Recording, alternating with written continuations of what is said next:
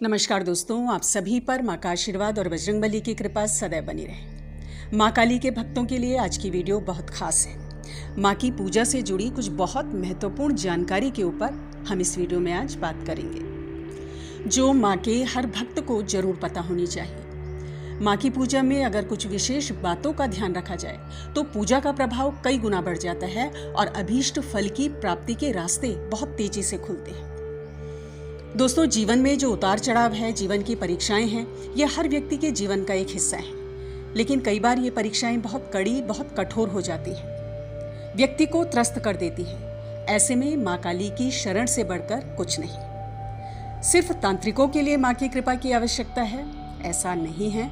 गृहस्थों के लिए भी माँ की भक्ति सर्वश्रेष्ठ है। विशेषकर एक गृहस्थ के जीवन में बहुत सी जिम्मेदारियां होती हैं और उन जिम्मेदारियों को पूरा करने के लिए जिस ऊर्जा, जिस शक्ति की आवश्यकता होती है, वो माँ काली की शक्ति है। क्योंकि माँ की कृपा के बिना किसी भी क्रिया का, किसी भी वस्तु का अस्तित्व नहीं। माँ की ऊर्जा से ही क्रियाओं का क्रियान्वयन होता है। मूलाधार चक्र की अधिष्ठात्री देवी है माँ, और जीवन में भरपूर सफलता के लिए, भरपूर ऊर्जा के लिए, भौतिक सुख सुविधाओं के लिए माँ की ऊर्जा परम आवश्यक है।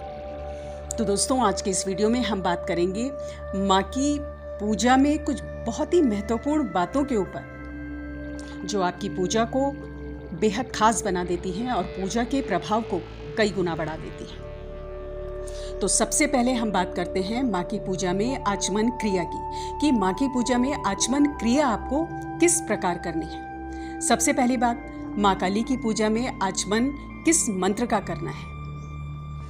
दोस्तों, आचमन के बारे में पहले भी हम चर्चा कर चुके हैं कई वीडियो में, कि नित्य पूजा में आपको किस प्रकार का आचमन करना है। लेकिन माँ काली को जो भक्त पूर्णतः समर्पित हैं, जो माँ की गहन साधनाएं निरंतर करते हैं, तो उन्हें क्रींग बीज मंत्र से आचमन करना चाहिए।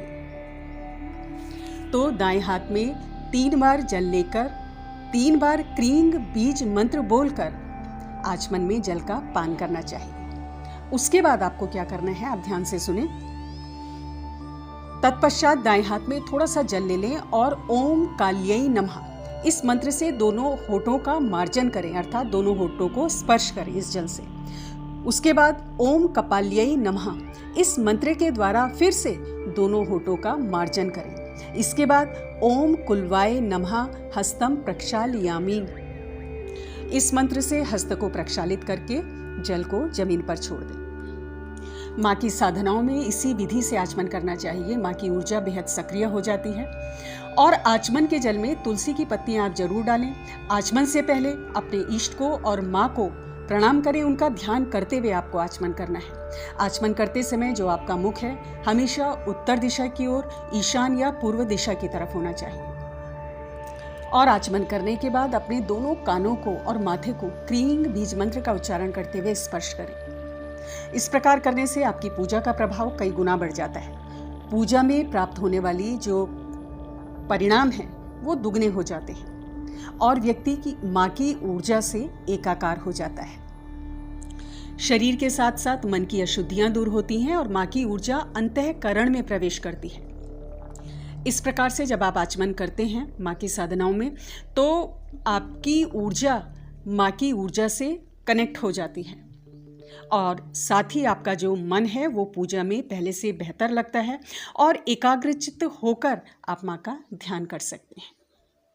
अब दूसरी चीज़ जो माँ के भक्तों को माँ की पूजा में ध्यान रखनी चाहिए, कि माँ के गायत्री मंत्र को माँ की पूजा के प्रारंभ में जरूर पढ़ें। माँ काली का गायत्री मंत्र बेहद शक्तिशाली, बेहद सिद्ध मंत्र है। इस मंत्र के जप से साधक का मन माँ की शुद्ध चेतना के प्रकाश में स्थित हो जाता है, भौतिक जगत से हट जाता है, एकाग्रचित्त हो जाता है और पूजा में आगे व्यवधान नहीं आते।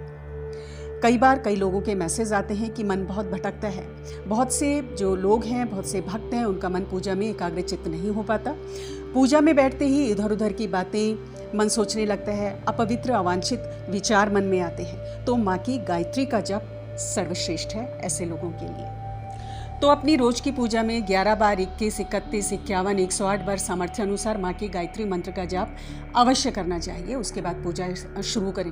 कुछ दिनों में आप देखेंगे कि जो आपका मन है वो शांत होता जाता है, पूजा में ध्यान पहले से बेहतर लगता है, अवांछित विचार मन में नहीं आते और साथ ही भौतिक समृद्धि भी आपको इस मंत्र के प्रभाव से प्राप्त होती है। तीसरी चीज़ जो माँ के भक्तों को ध्यान रखनी है कि माँ की जब आप पूजा कर रहे हैं, उनकी साधनाएं कर रहे हैं, तो घर में समय समय पर हवन जरूर करें। छोटा हवन करें, मैं ये नहीं कह रही हूँ कि बड़ा हवन करें। जिन मंत्रों का जाप कर रहे हैं उन्हीं मंत्रों से आपको हवन करना चाहिए। वैसे तो किसी भी अनुष्ठान के पूर्ण होने पर हवन किया जाता है, लेकिन इसके अलावा भी आपको हफ्ते या 10 दिन में एक छोटा सा हवन जरूर घर में करना चाहिए। आपकी पूजा का, आपकी साधना का प्रभाव कई गुना बढ़ जाता है। और अगर आप साधना के क्षेत्र में हैं, माँ की भक्ति में हैं, तो कुछ ज़रूरी चीज़ें हवन की आपके घर में ज़रूर होनी चाहिए। छोटा सा हवन कुंड आपके घर में ज़रूर होना चाहिए।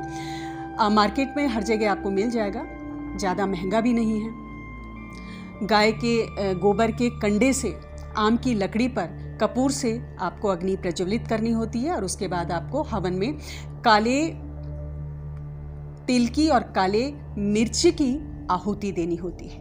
इसके अलावा गाय के घी से भी आप आहुति दे सकते हैं, ये बहुत शुभ है। जिन लोगों के घर में कोई भी ऊपरी हवा है, प्रेत बाधा है, कोई भी नकारात्मक ऊर्जा है, उन्हें समय समय पर माँ के मंत्रों से हवन जरूर करना चाहिए, घर की शुद्धि के लिए, घर को पवित्र करने के लिए। और काले मिर्च और काले तिल से आहुति जरूर देनी चाहिए। काले तिल की आहुति घर को तो शुद्ध करती है, इसके अलावा लक्ष्मी भी प्रदान करती है। धन के लिए बहुत उत्तम है काले तिल की आहुति।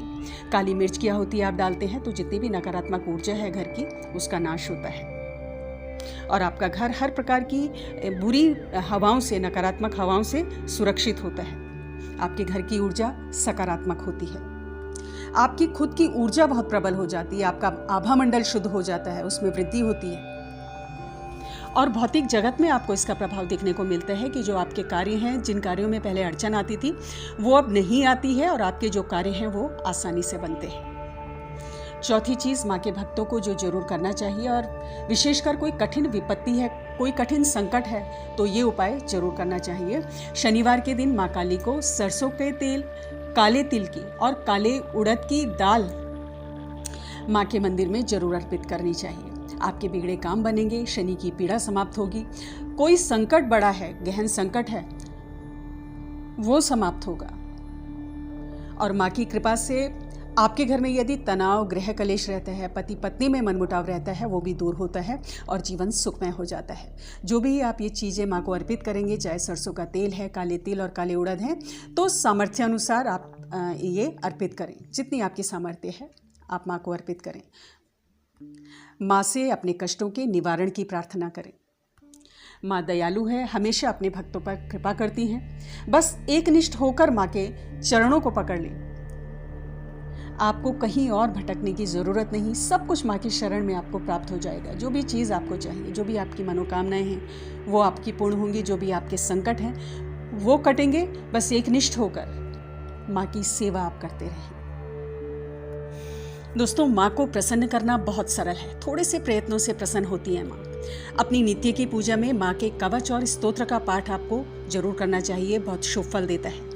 किसी विशेष कार्य के लिए घर से बाहर जा रहे हैं तो माँ के कवच और स्तोत्र का पाठ करके घर से निकलें, आपके कार्य बनेंगे। 1 बार, 3 बार, 5 बार, 7 बार या 11 बार, जितनी सामर्थ्य है, जितना आपके पास समय है, उस हिसाब से माँ के कवच का या स्तोत्र का, और दोनों का भी आप पाठ कर सकते हैं। पाठ करके आपको घर से बाहर निकलना चाहिए। किसी भी प्रकार की दुर्घटना से रक्षा माँ करती है। अकाल मृत्यु का भय समाप्त होगा। और सबसे बड़ी बात कि माँ की पूजा से व्यक्ति निर्भय हो जाता है और साहसी हो जाता है। कई लोग ऐसे होते हैं जिनमें आत्मविश्वास की बहुत कमी होती है, किसी से वो खुलकर बात नहीं कर सकते, समाज में आने जाने में उन्हें संकोच होता है। तो ऐसे व्यक्तियों में जो आत्मविश्वास की कमी है वो भी दूर होती है माँ की पूजा से, और व्यक्ति को समाज में सम्मान की प्राप्ति होती है। तो दोस्तों, आज की वीडियो में इतना ही। अगली वीडियो में बहुत जल्द मिलती हूँ। तब तक के लिए अपना ध्यान रखें, स्वस्थ रहें, खुश रहें, मस्त रहें। जय माता दी, जय बजरंग।